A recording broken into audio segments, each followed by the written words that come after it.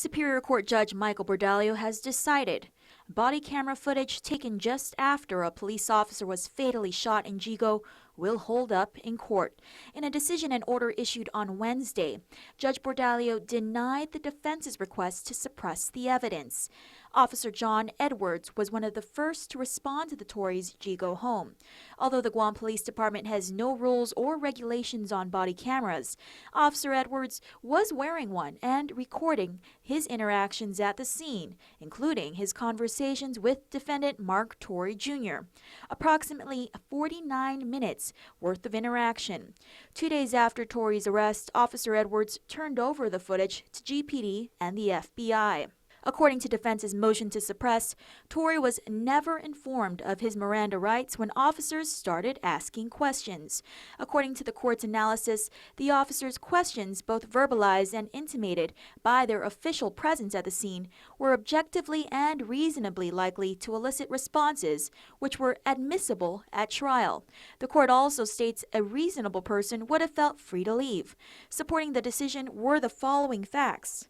Torre was allowed to speak in private with his father, his wife, and his family. Torre wasn't under any restraint. He was only shown support and comfort. Torre and his family are experienced law enforcement officers. Officer John Edwards and Officer Barry Flores have familial and fraternal relationships with Torre. The officers didn't show investigative demeanor, but rather a supportive one. And lastly, that Torre wasn't required to be escorted by police to the hospital. Court documents state that Elbert Piolo phoned 911 for help twice. In his conversation with dispatchers, he stated, quote, "He shot me," end quote. The government also asserts that in the footage, Torre implies Piolo's gunshot wound was self-inflicted when he nodded yes.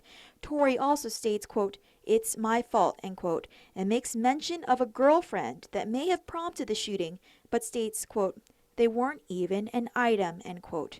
Now that evidence has been settled, a trial date can be set. Torre will appear in court for a criminal trial setting on April 22nd. In response to the court's decision, Piolo's brother Edison spoke with KUAM today. He says the family hasn't lost faith. I think that's good thing, So